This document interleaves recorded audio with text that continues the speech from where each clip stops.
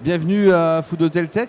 On va parler de gestion, de solutions de paiement, de back-office, de solutions back-office pour gagner du temps.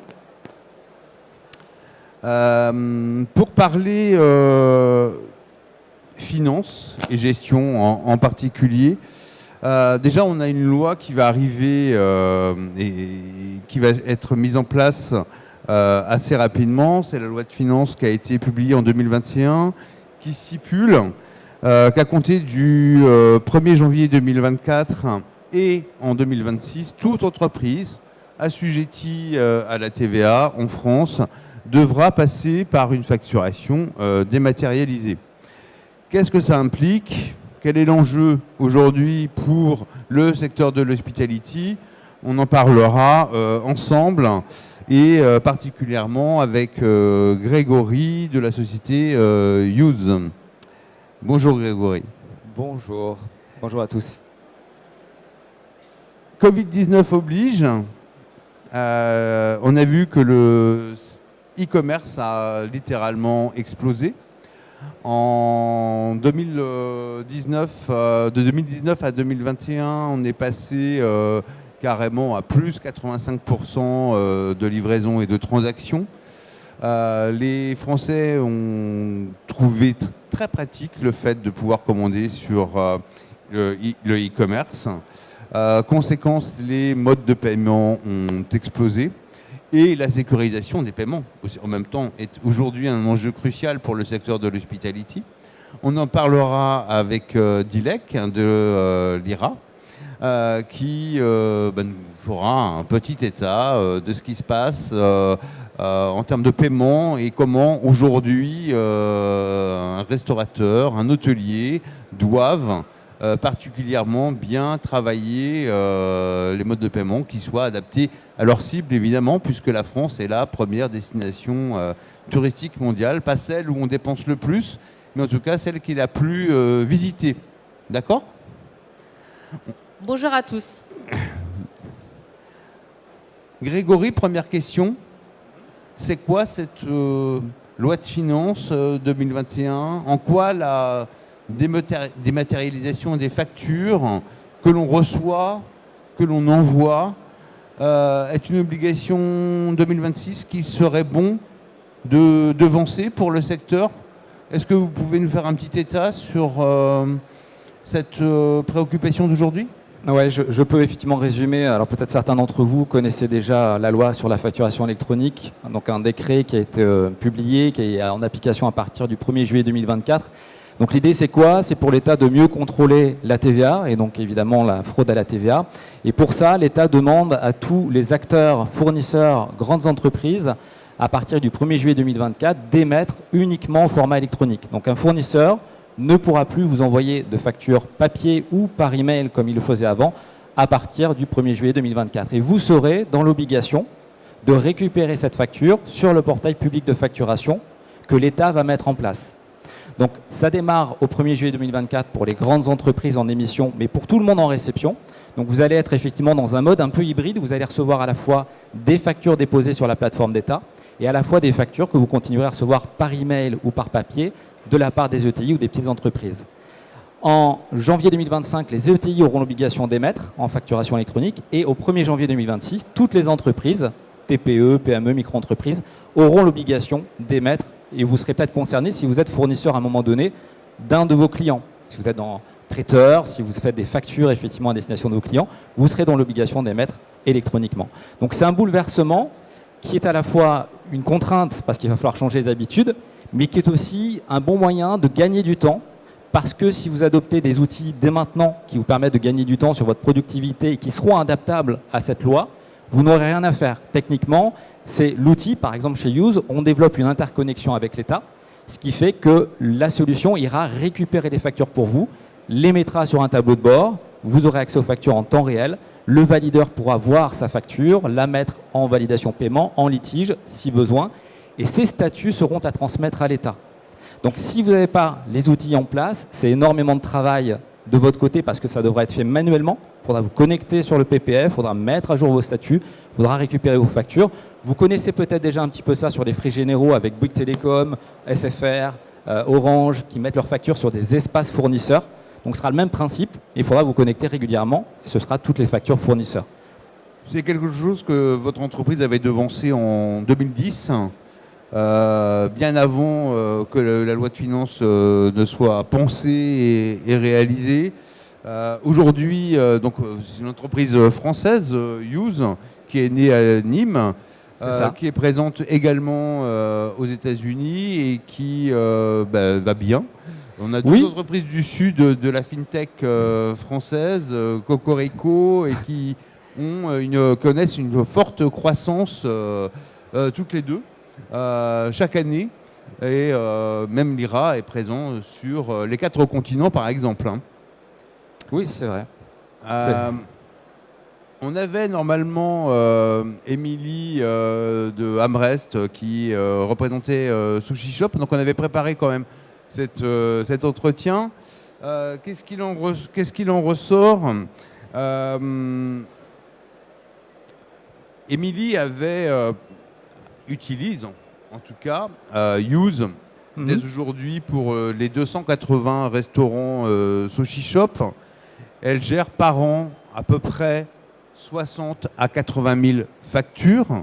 Ce qu'il en ressortait de notre entretien, en fait, c'est que compte tenu du contexte actuel, avec la période inflationniste que l'on connaît et puis la contraction économique, il était primordial de pouvoir gérer ses achats en direct et de raccourcir le temps de validation des factures.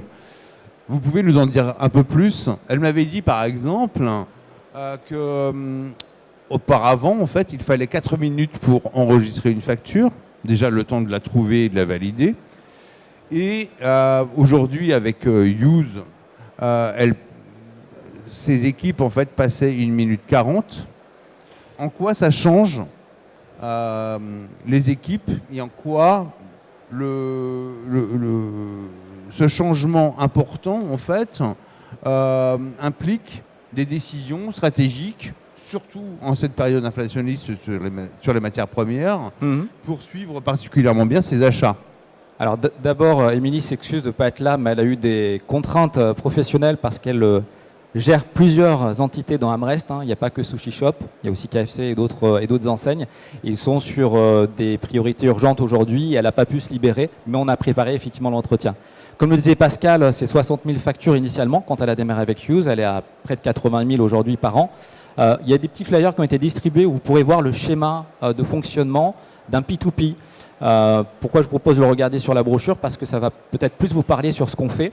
L'idée, c'est quoi? C'est de rationaliser l'automatisation depuis la demande d'achat jusqu'au paiement des factures. C'est quoi l'intérêt? C'est de pouvoir réconcilier des factures avec des commandes, être sûr effectivement qu'on est facturé au bon prix.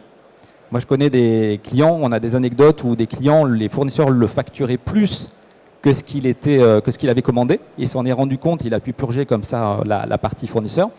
Et on va gérer également tout ce qui est automatisation de la facture reçue. Donc tout ce qui est saisie comptable va être automatisé, tout ce qui est analytique également. Donc ça, c'est important aussi dans la restauration ou dans l'hôtellerie parce que vous allez pouvoir, dans le contrôle de gestion, récupérer les axes analytiques, connaître le coût pour chaque analytique et voir également les variations de prix. Ouais, c'est-à-dire en fait que le contrôle de gestion, une fois qu'une facture a été processée, validée, il peut la récupérer de manière à faire ses analyses. Oui. Surtout quand on s'appelle Sushi Shop. Exactement. Et que le saumon a pris 27%. Pascal aime bien l'exemple du saumon. Mais dans le sushi, effectivement, le saumon a une place importante. Et le poisson en général, mais le saumon particulièrement, c'est ce qui se vend le plus en termes de sushi. Effectivement, comme ils sont décentralisés, vous êtes peut-être dans ce cas-là, vous avez peut-être plusieurs établissements, c'est pas toujours simple de récupérer les factures en temps réel. C'est-à-dire qu'il y a un bon de livraison, il y a une facture, et les contrôleurs de gestion ou les comptables ont besoin de connaître le prix au moment où la facture est réceptionnée, le bon de livraison est réceptionné. Eh bien, comme la facture arrive directement dans l'outil en temps réel quasiment, à partir du moment où la facture est émise, elle est reçue dans Use, eh bien la compta ou le contrôleur de gestion va avoir ces informations-là. Il peut également les exporter, format Excel ou dans un outil qui permet de faire le suivi des costs et de cette manière-là, faire du cost killing, gagner en temps. S'il y a un valideur, il va pouvoir valider directement sur l'application. Il n'y a plus de temps d'attente et on va être dans de l'instantanéité. Donc la gestion des litiges améliorée, dans une période où la relation fournisseur est importante également parce qu'on a effectivement des pénuries de matières premières également et que les fournisseurs privilégient les bons clients. Donc en général, il vaut mieux être effectivement dans une relation saine avec votre fournisseur, payer dans les temps et pouvoir lever les litiges si vous n'êtes pas responsable de ce litige plus facilement. Donc l'outil va vous permettre d'être quasiment dans le temps réel, gagner du temps, être dans des effectifs optimisés. Souvent, on parle de sous-effectifs. Émilie expliquait qu'elle n'avait pas assez d'effectifs. C'est dur de recruter aujourd'hui dans la comptabilité. C'est dur de recruter des comptables. Exactement. La pénurie touche tous les secteurs de personnel, pas uniquement l'hôtellerie et la restauration. Tout à fait. Sur des secteurs de services, tout à fait. Mais également sur les comptables. Oui, et après on peut ne pas avoir de service comptable internalisé, on peut avoir son propre comptable externe, ça n'empêche pas, le comptable peut se connecter à l'outil, mais l'idée c'est de pouvoir effectivement suivre l'évolution de ses factures, le traitement de cette facture, et être à jour avec une vue, une vision en temps réel de ce qui se passe, autant sur les coûts que sur le traitement des factures et sur l'optimisation qu'on pourra en faire. Donc l'intérêt que m'avait présenté effectivement Émilie, c'est que les factures sont validées très vite. Elles sont processées très vite, ce qui fait que les contrôleurs de gestion peuvent effectivement travailler sur un coût d'achat des matières premières qui soit maîtrisé, une valorisation des stocks simultanée, d'où l'interface qui est très importante avec le RP, qui est SAP dans le cadre de AmRest. Exactement, en particulier. Ouais. En quoi c'est important en fait? Quel est un peu l'avenir pour Use autour de cette interprétation également des données? Alors l'avenir pour Use. Alors nous quand on a lancé la solution, effectivement il n'y a pas de projet de facturation électronique et on gérait tout type de format. L'idée c'était de pouvoir recentraliser l'information, la collecter quel que soit le format ou le support. Donc c'est une facture papier, je la scanne, ça va dans l'outil. Si c'est une facture email, je la reçois, ça va dans l'outil. Si j'ai un téléphone portable, ça arrive parfois sur les sites où il n'y a pas de scanner, eh bien le manager ou le chef de service peut prendre en photo le bon de livraison ou la facture et l'envoyer dans l'outil. Donc c'est vraiment instantané à ce niveau-là. Et on va envoyer toutes ces informations-là dans le RP. Donc le RP pour des prévisions de budget, pour des prévisions de trésorerie, pour suivre effectivement tout ce qui rentre et tout ce qui sort, c'est idéal parce qu'on va le faire en temps réel. Le paiement, les campagnes de paiement automatisées, même chose, on va pouvoir le gérer quasiment en temps réel. C'est-à-dire qu'on peut se connecter avec un Agicap qui va gérer la trésorerie, par exemple, également. Agicap, Emasphere, tout un tas d'outils effectivement de BI qui sont de plus en plus utilisés. L'intelligence artificielle effectivement fait partie aujourd'hui de l'écosystème quand on est entrepreneur ou quand on gère des franchises ou des restaurants ou des hôtels. Et on va être obligé aujourd'hui d'être quasiment effectivement sur de la transmission à d'autres outils. C'est ce qu'on appelle l'interopérabilité. Et aujourd'hui, si vous voulez être efficace, effectivement, c'est de pouvoir transmettre ces données à d'autres outils de prévision qui vont être capables d'utiliser également de l'intelligence artificielle et d'optimiser vos coûts, puisqu'aujourd'hui, on parle vraiment d'optimisation des coûts. Il faut qu'on récupère de la marge parce qu'on a des coûts plus importants aujourd'hui. Donc c'est important dans cet aspect-là d'échange. Et qu'est-ce que je pourrais rajouter? C'est aussi effectivement le fait de pouvoir avoir ces factures et ces documents sous la main. Parce que ça, j'en ai pas parlé, mais tout ce qui rentre dans Use, par exemple, va être consultable pendant 6 ans minimum, on va aller jusqu'à 10 ans même, et je vais pouvoir créer des plans de classement. Par exemple, le libellé d'un produit que je commande régulièrement, je vais pouvoir le ressortir, ça va se classer automatiquement dans un plan de classement. Mes frais en termes de gestion, ça va aller dans un plan de classement. Je vais pouvoir comme ça créer des choses, les retrouver, et quelle que soit la personne sur le site où il se trouve, que je sois en télétravail de chez moi parce que je ne peux pas me déplacer sur le site ou sur le site, je pourrais travailler exactement de la même manière et avec le périphérique de mon choix. On n'est plus obligé aujourd'hui d'être sur un ordinateur et d'avoir le logiciel installé. On peut très bien être sur sa tablette ou sur son téléphone et accéder à ses coûts, à ses factures et voir effectivement les informations qu'on cherche directement. Plus besoin d'aller chercher dans un classeur comme on le faisait auparavant. En termes de mise en place, il faut combien de temps? Alors, comment on prépare ses équipes? Parce que c'est un changement, malgré tout. En termes de mise en... Pardon, je t'ai coupé. Et comme tout changement, il faut accompagner, éduquer les utilisateurs. Comment ça se passe? Alors, effectivement, comme tout sujet disruptif, on va faire adopter à des gens des outils qu'ils ne connaissent pas encore, qu'ils n'avaient pas l'habitude d'utiliser.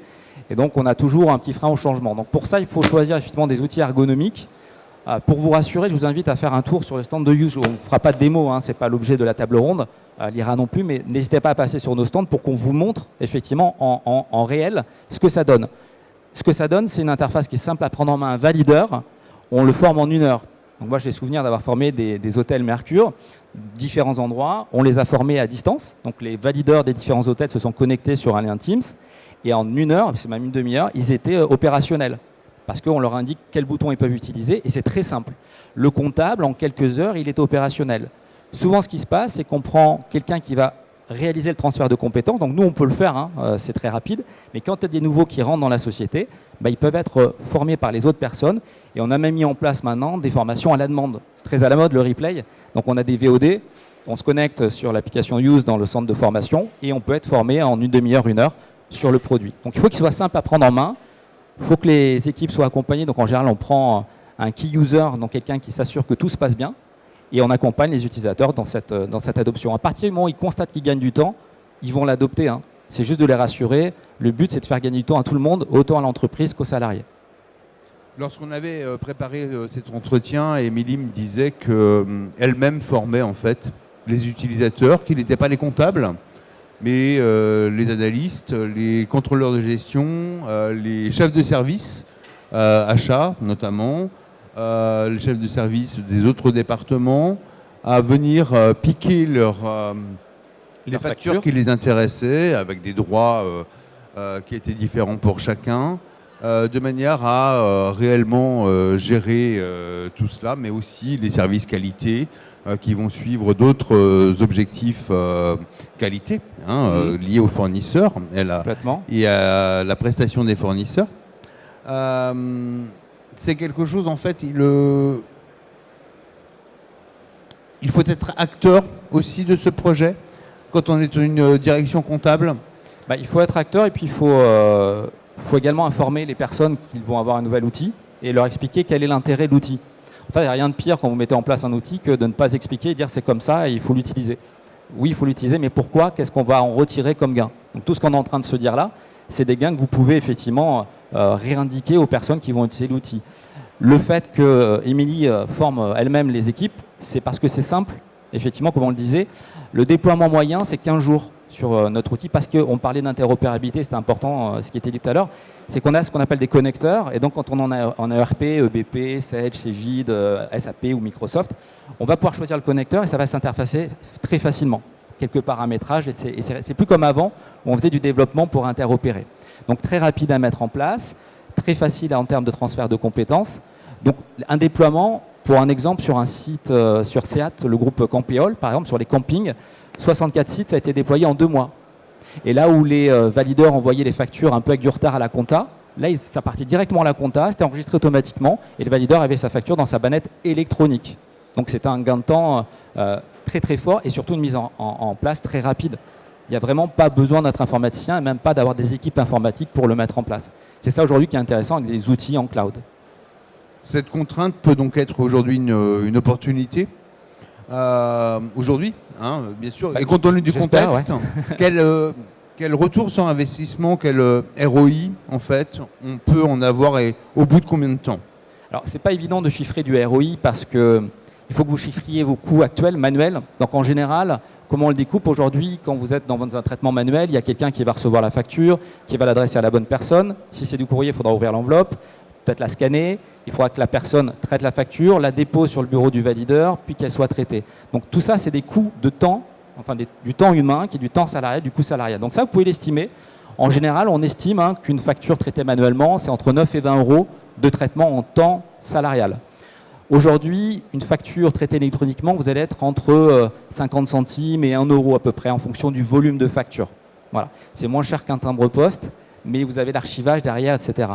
Donc, le coût est complètement maîtrisé. On a des hôtels qui nous ont dit qu'ils ont gagné entre 3 000 et 30 000 euros grâce justement au suivi des coûts de gestion. Donc faire du cost scaling, de l'optimisation de coûts sur certains axes analytiques qu'ils ne pouvaient pas faire avant parce qu'ils n'avaient pas cette vision en temps réel. Donc ça, c'est intéressant d'avoir ce ROI-là, qui est à la fois en coût, mais qui est à la fois en temps également et en confort d'utilisation. C'est-à-dire qu'aujourd'hui, je ne passe plus mon temps à rechercher des factures, à savoir chez qui elle est, je l'ai instantanément et je suis plus productif. Et même en termes d'effectifs, ça peut éviter des recrutements parce qu'on aura besoin de moins de monde pour traiter les factures et tout ce qui est finance. On retrouvera Grégory tout à l'heure lors d'un question-réponse auquel vous pourrez participer. Je vais m'adresser maintenant à Dilek Sahin. Dilek, vous êtes ingénieur commercial pour Lyra. En fait, Lyra, c'est une interface pour sécuriser les paiements dans le monde entier entre le site e-commerce et le commerçant, justement, et pour que l'utilisateur puisse effectuer les achats en toute sécurité. C'est une entreprise qui a été créée voilà, pas mal de temps également, en 2001, qui est présente aujourd'hui sur 4 continents, qui connaît également une forte croissance. En quoi le paiement est devenu aujourd'hui plus important que jamais et toutes les solutions de paiement sont-elles devenues plus importantes que jamais? Pourquoi? Déjà, pourquoi? Donc, il faut savoir que le e-commerce est en progression. Le e-commerce est en progression de plus de 15% sur l'année. Et on a gagné entre 4 et 5 ans de croissance en fait avec la période de la Covid. Et les achats en ligne sont en progression de plus de 11% sur l'ensemble et la restauration, l'alimentaire n'a fait qu'accentuer la croissance dans le paiement en ligne. Et le tourisme aussi. Le tourisme aussi. Le tourisme aussi, c'est 153% de croissance cette année. Les touristes seront là, les vacanciers aussi. Un peu moins de Chinois effectivement qu'en 2019, un peu moins d'Américains, mais beaucoup d'Européens vont être présents sur le territoire et prêts à en profiter. Hein. Donc tant mieux, et nous aussi. Oui. Alors, le secteur du tourisme est un secteur important pour Lyra. Il faut savoir qu'on a énormément donc, de grands comptes dans le tourisme. Lyra apporte des moyens de paiement locaux mais également internationaux. On a par exemple des moyens de paiement classiques pour la France, c'est B-Visa, Mastercard, mais également les e-chèques vacances CV Connect, donc, qui permettent d'apporter des moyens de paiement spécifiques par rapport à la cible. Et également des moyens de paiement par rapport à l'usage des utilisateurs, comme les wallets.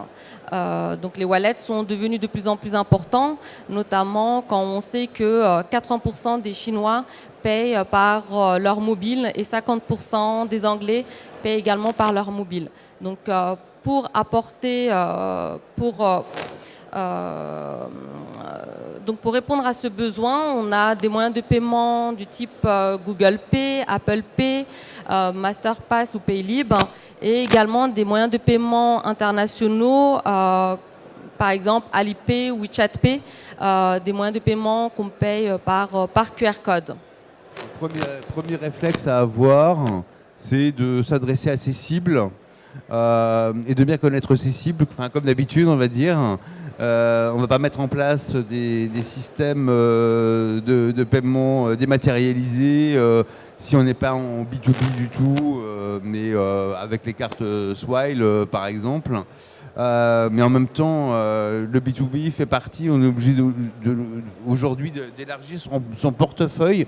Comment on s'y prend justement parce que tout cela a un coût. On voit bien que les espèces sont en train de diminuer. Elles ne sont pas en train de disparaître, hormis en Corse peut-être, où il n'est pas possible de payer autrement qu'en espèces. Mais comment ça se passe? Comment on s'y prend pour adapter des moyens de paiement qui répondent aux attentes des cibles? Alors il faut savoir que Lyra apporte des moyens de paiement sécurisés.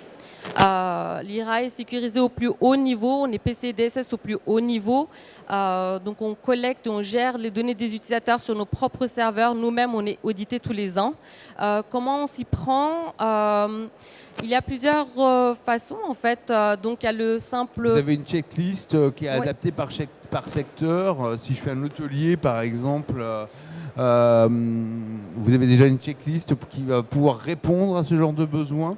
Oui, alors il faut savoir que par exemple pour les hôteliers on va apporter CB Visa, Mastercard, les e-chèques vacances, CV Connect, donc, et également par rapport aux moyens de paiement internationaux, la plateforme et Lyra est une plateforme intelligente et va proposer automatiquement, donc de façon intelligente, les moyens de paiement internationaux en fonction de la localisation du pays.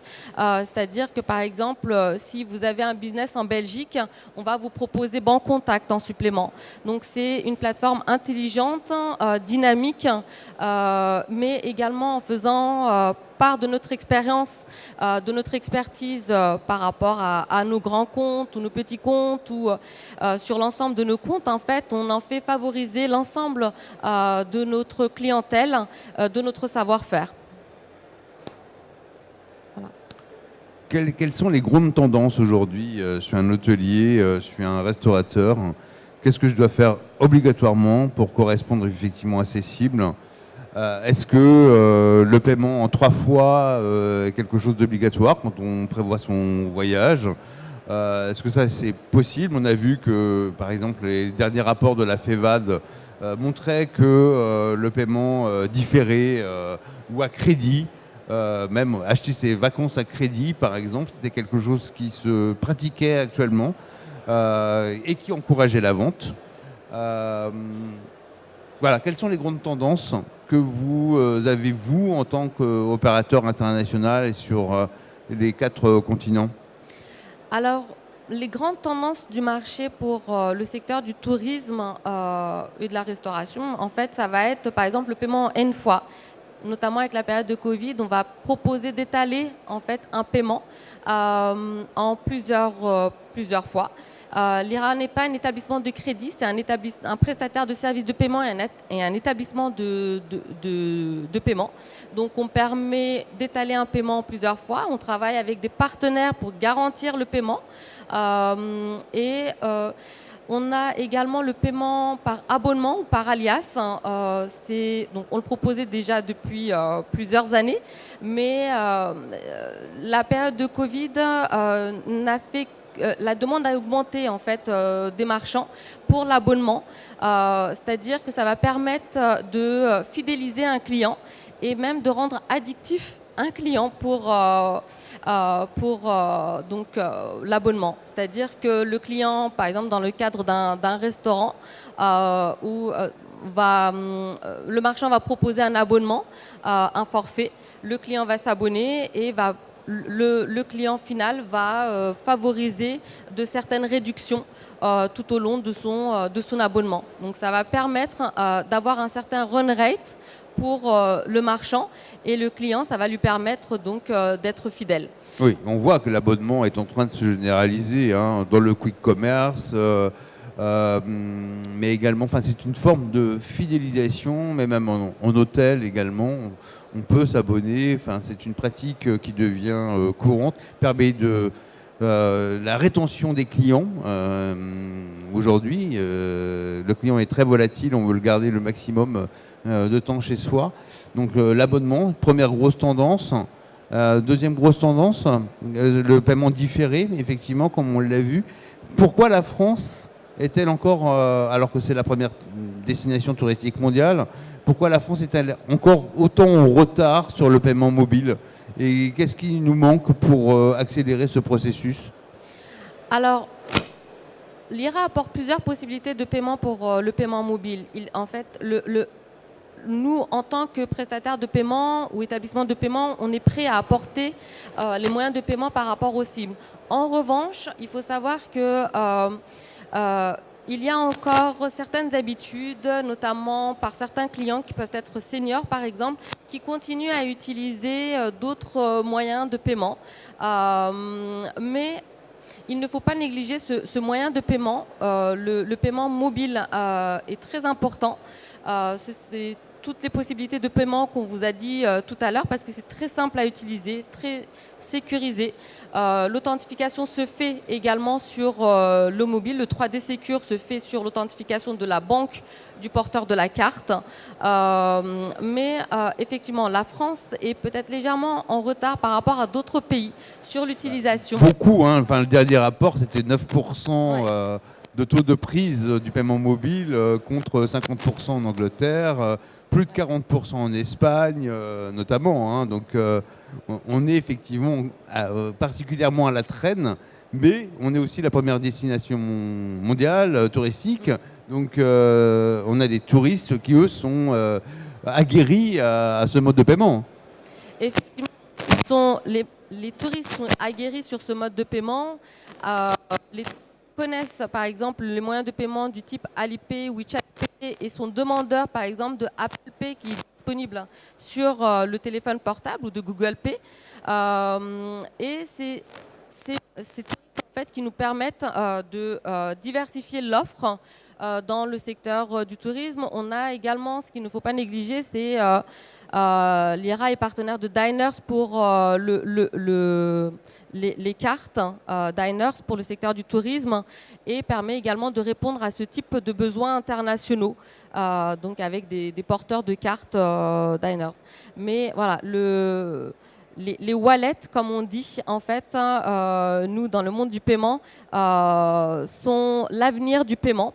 Quand on regarde les besoins des clients, donc les titres restaurants dématérialisés par exemple peuvent se payer directement via le mobile, ou les e-chèques CV Connect par exemple peuvent être payés sur le téléphone portable.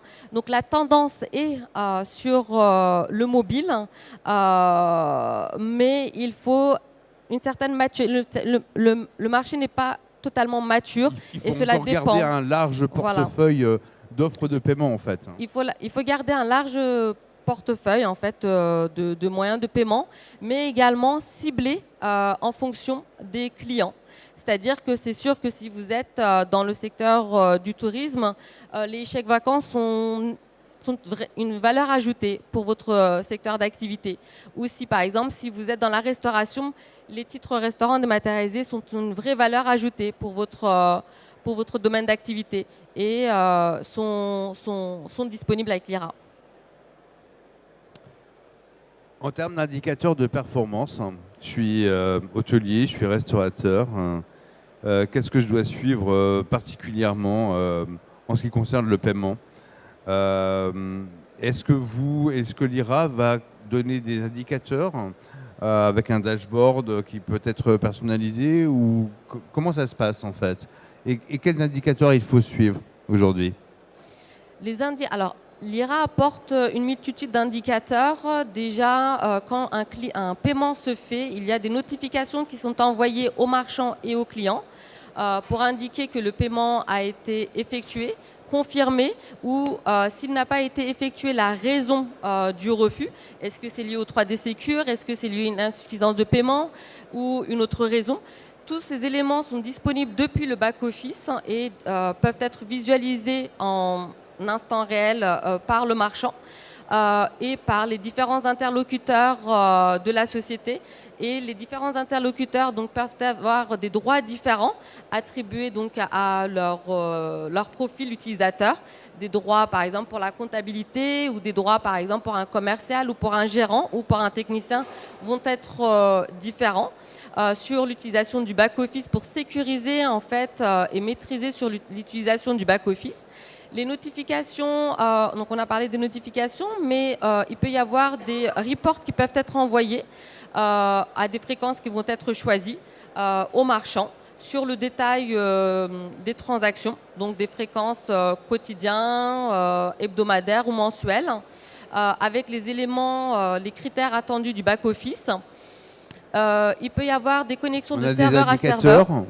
On a des indicateurs qui précisent comment évolue le paiement mobile justement dans son établissement, les tickets restaurants dématérialisés, de manière à pousser la communication, peut-être à trouver effectivement une communication plus en partenariat avec l'acteur en question.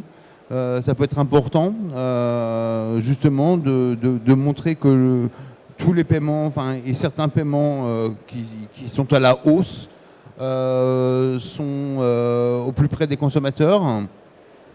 Oui, il faut apporter des moyens de paiement spécifiques par rapport aux cibles.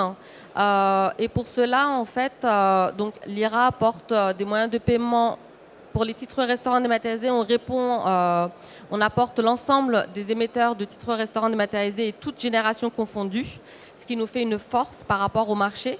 Et également les nouveaux émetteurs de titres restaurants dématérialisés. Toutes ces informations sont disponibles dans le back-office, l'IRA, mais également une réconciliation financière peut être envoyée aux marchands pour qu'il y ait un détail sur chaque transaction.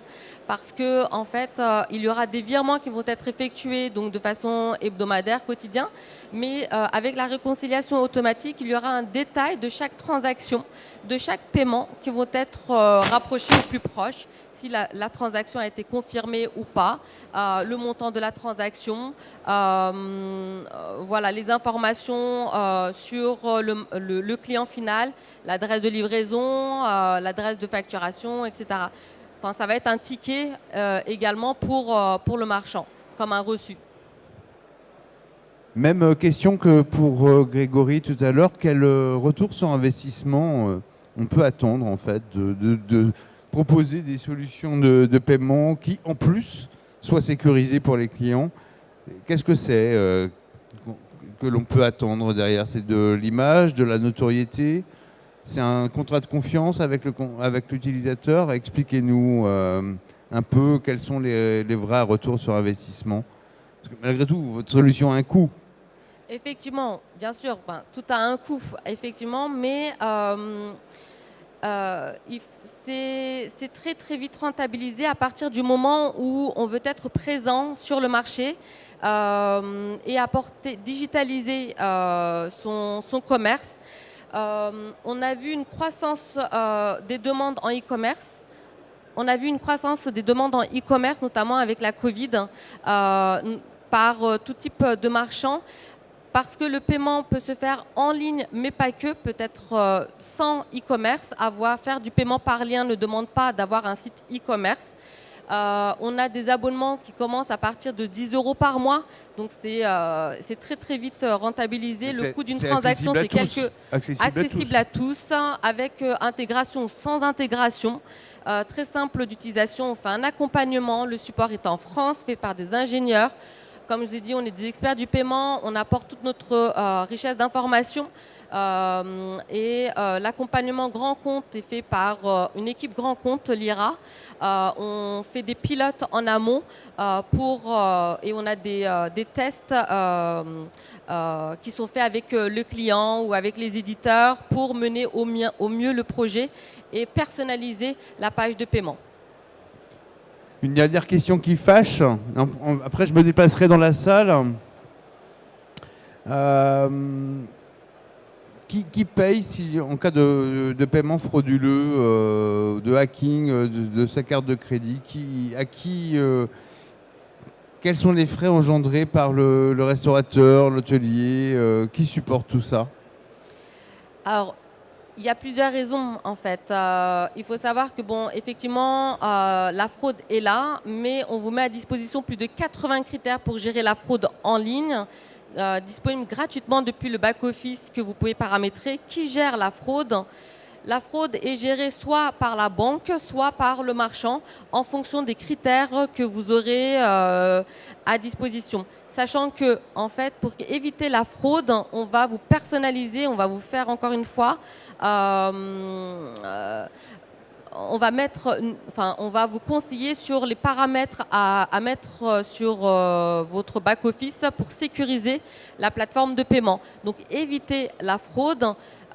Oui, la fraude est inévitable, mais elle est amoindrie elle est moindre en fait avec les critères à disposition. Et les assurances peuvent prendre le relais, les assurances bancaires de toute façon. Les assurances bancaires, les banques, voilà.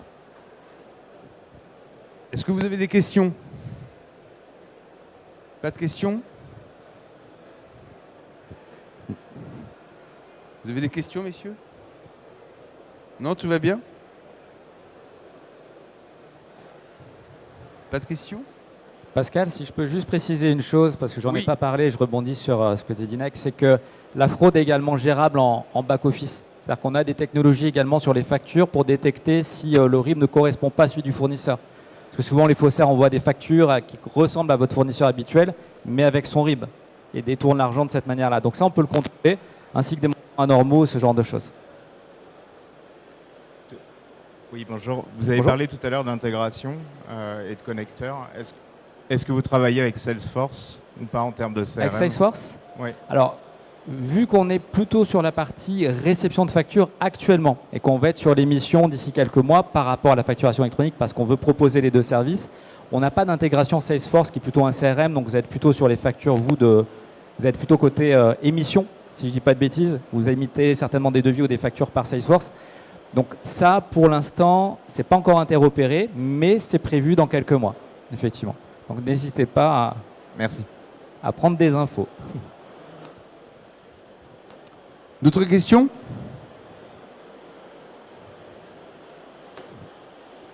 Non? Donc entre la pluie et le bruit, j'espère que vous avez pu participer et entendre tous les débats. On est bien dans le timing en tout cas, hein. On a respecté pile pour que vous puissiez manger tranquillement après. C'est important. Merci de votre participation. Merci. Lira.com, C'est ça, j'imagine. oui, lira.com. Et Use. Et Use, on est sur le stand à côté du stand E30 pour ceux qui voudraient aller voir. C'est un petit peu plus sur le fond, allée centrale. N'hésitez pas à aller voir la solution votre puisqu'on ne le stand? montre pas. Stand G29. On n'est pas loin. On n'est pas loin. On n'est pas loin. Je ne sais pas si c'était volontaire ou pas, mais on est à côté. Merci beaucoup. Merci.